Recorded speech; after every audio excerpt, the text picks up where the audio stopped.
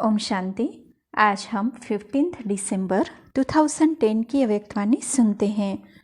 आज की वाणी का सार है, मेरे को तेरे में परिवर्तन कर, बेफिक्र बादशाह बनो, सेकंड में व्यर्थ को बिंदी लगाने के अभ्यासी बन, हर संकल्प और समय को सफल करो। आज चारों ओर के अपने बेफिक्र बादशाह बच्चों को देख रहे हैं। ऐसे बेफिक्र बादशाहों की सभा अभी ही दिखाई देती है, क्योंकि अभी ही बाप फिक्र लेके बेफिक्र बादशाह बनाते हैं। इसीलिए यह सभा इस समय ही आपकी दिखाई देती है। आप सभी सवेरे से उठते तो बेफिक्र स्थिति में स्थित होते हो। खाते पीते कर्म करते कोई फिक्र नहीं, सोते हैं तो भी बेफिक्र। ऐसे बादशाह और बेफिक्र, उठो सो बेफिक्र, ऐसे अनुभव करते हो, क्योंकि आप सब ने बाप को फिक्र दे के फकूर लिया है। इसीलिए बेफिक्र बादशाह बन गए। अगर चलते हुए कोई फिक्र आ जाता है तो फिक्र क्या बना देता है? फकूर है तो आपके मस्तक में लाइट की चमक चमकती है। अगर फिक्र आ जाता है तो बोझ की टोकरी आ जाती है। बताओ, आपको लाइट की चमक अच्छी लगती है व बोझ की टोकरी? बेफिक्र बादशाह स्वयं को भी प्रिय लगते, और जो ऐसी स्थिति में उठते हैं तो उनकी चमकती हुई लाइट देख दूसरों को कितना प्यार आता है।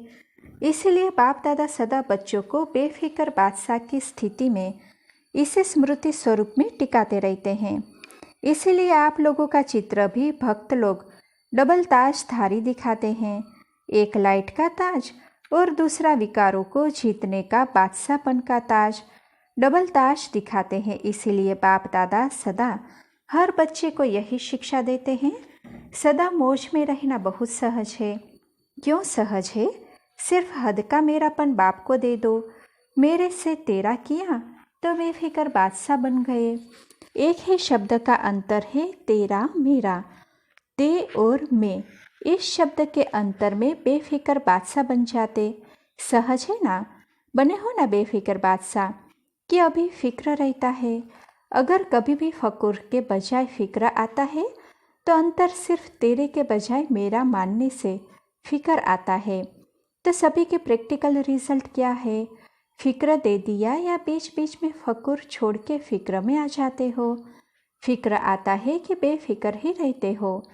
जो सदा बेफिक्र बादशाह रहता है वह हाथ उठाओ। बेफिक्र बादशाह पक्का कि कभी कभी बेफिक्र बादशाह हाथ ऊंचा उठाओ।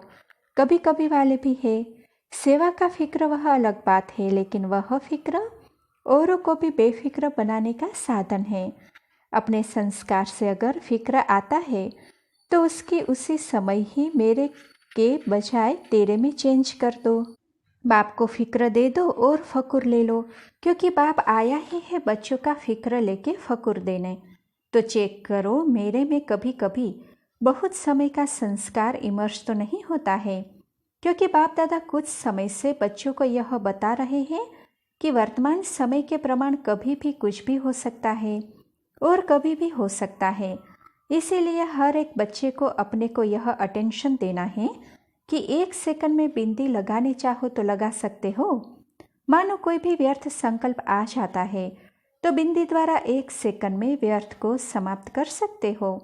इतना अभ्यास है कि उस समय समय के सर्कमस्टांस प्रमाण पुरुषार्थ करके व्यर्थ को मिटाने की आवश्यकता पड़ेगी। लगाओ बिंदी और लग जाए क्वेश्चन मार्क। क्यों, क्या, कैसे? उस समय यह सोचते रहे तो आने वाले समय में जो लक्ष्य है बाप के साथ चलेंगे। बाप तो सेकंड में चला जाएगा, क्योंकि बिंदु है और सेकंड भी बिंदु है और फुल स्टॉप भी बिंदु ही है। तो आपका भी इतना अभ्यास है। इसके लिए अब से इस अभ्यास के अभ्यासी होंगे तो बाप समान श्रीमत का हाथ में हाथ देते हुए अपने घर पहुंच जाएंगे। इसलिए बाप दादा ने पहले भी सुनाया कि 2 बातों का अटेंशन अंडरलाइन करो। 2 बातें कौन सी? एक संकल्प का खजाना और दूसरा समय का खजाना। खजाने तो बहुत मिले हैं, ज्ञान का खजाना, शक्तियों का खजाना। योग द्वारा जो भी मुख्य संपन्न बनने की युक्तियां है सब प्राप्त कराई है, क्योंकि यह संगम का समय सारे कल्प में अमूल्य विशेष समय है। इस समय ही जितनी प्राप्ति करने चाहो उतनी कर सकते हो, क्योंकि यह एक जन्म महान जन्म है। एक जन्म में अनेक जन्मों की प्रारब्ध बनाने का है। संगम युग का समय 1 सेकंड भी गंवाना नहीं है। 1 सेकंड का कनेक्शन अनेक जन्मों के साथ है। जमा करने का 1 वर्ष अनेक वर्षों की प्राप्ति का है। इसीलिए इस समय की वैल्यू सेकंड या मिनट नहीं, 1 घंटा भी महान है, 1 सेकंड भी महान है। और संकल्प इस संगम के जन्म का विशेष आधार है। देखो, जो योग लगाते हो तो मन मना भव कहते हो, और यह आधार है फाउंडेशन का। मन का काम ही है संकल्प करना। संकल्प द्वारा ही याद के यात्रा की अनुभूति करते हो। 1-2 में भी खास भिन्न भिन्न संकल्प देके अभ्यास कराते हो ना, तो सब चेक करो। समय की रफ्तार सारे दिन में चलते फिरते कर्म करते संबंध में आते अमूल्य रूप से रही, क्योंकि समय अमूल्य है। संकल्प सर्वशक्तिवान बनाता है। तो बाप दादा बार बार कहते हैं, हे बाप दादा के लाडले दिल में बसने वाले बच्चे, अब व्यर्थ खाते को समाप्त करो, सफल करो। सफल करना ही सफलता है। 1 सेकंड गया यह नहीं सोचो, हर सेकंड हर संकल्प सफल हुआ, इतना अटेंशन अपने ऊपर रखना ही है। इतना फुल स्टॉप लगाने की चेकिंग करो। अलबेले नहीं बनना। बाप दादा ने कहा था, लेकिन हमने समझा नहीं, समय को सोचा नहीं। इतना समय फास्ट जा रहा है, जाएगा। अभी अलबेलापन बाप दादा हर एक से लेने चाहते हैं। यह नहीं सुनने चाहते कि मैंने समझा नहीं, सोचा नहीं। अभी वर्ष भी नया आने वाला है, तो इस नए वर्ष में शुरू होने के पहले ब्राह्मण संसार से अलबेलापन, साथ में आलस्य भी भिन्न भिन्न प्रकार का है। इसका अभी जो समय पड़ा है वर्ष में, इसमें अभ्यास शुरू करो।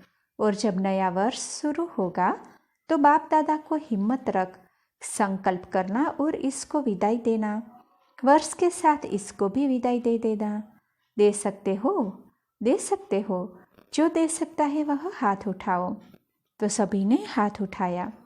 वाह बच्चे वाह, हाथ उठाने में तो बाप दादा को बहुत खुश करते हो।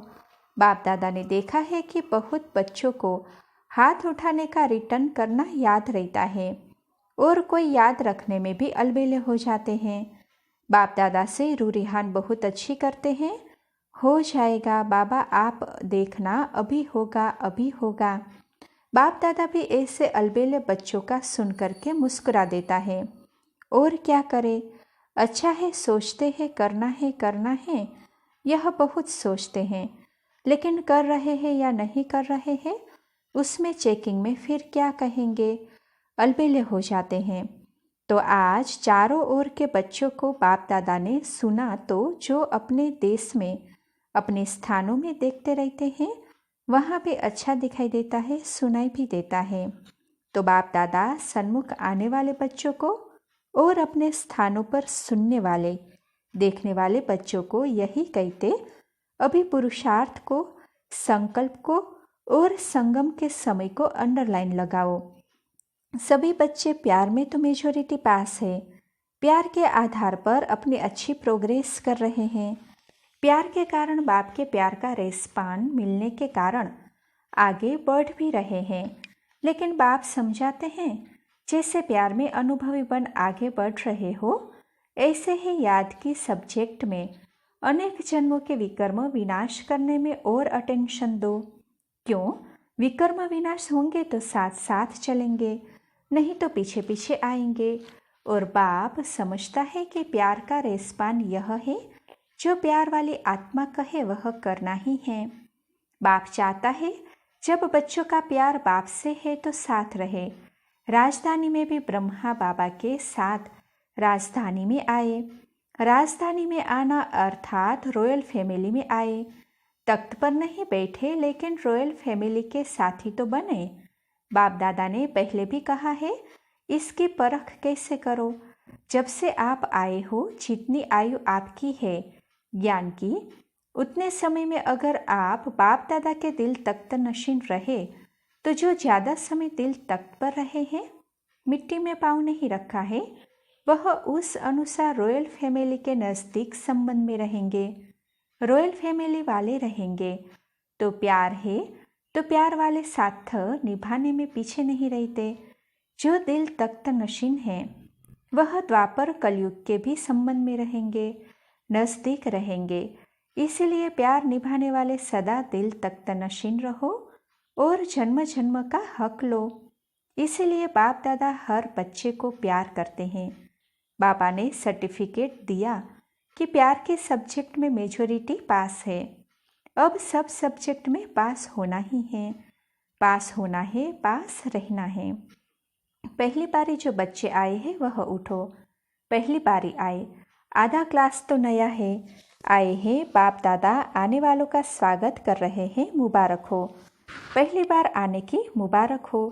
भले लेट आए हो लेकिन फिर भी टू लेट के पहले आए हो। अभी यह अटेंशन रखना कि थोड़े समय में तीव्र पुरुषार्थी बन अपना भविष्य जितना बढ़ाने चाहो, तीव्र पुरुषार्थ द्वारा आगे बढ़ सकते हो, क्योंकि फिर भी अभी भी पुरुषार्थ करने के मार्जिन है। जितना आगे बढ़ने चाहो उतना आगे बढ़ सकते हो। बाप दादा और यह देवी परिवार आपको साथ साथ आगे बढ़ने का वाइब्रेशन देंगे। इसीलिए आगे बढ़ो, हिम्मत रखो। हिम्मत आपकी और मदद बाप दादा और परिवार की। आगे बढ़ो, ठीक है ना?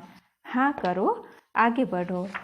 अच्छा, बाप दादा के दिल तख्त नशीन बच्चों को, विश्व के कर्तव्य में सदा आगे बढ़ने वालों को बाप दादा दृष्टि देते हुए दिल का प्यार और मुबारक मुबारक हो दे रहे हैं। हर एक बच्चा दूर बैठे भी सन्मुख अनुभव कर रहे हैं और बाप दादा सभी बच्चों को दिल में समाते हुए सभी बच्चों से नमस्ते नमस्ते कर रहे हैं। अच्छा, ओम शांति।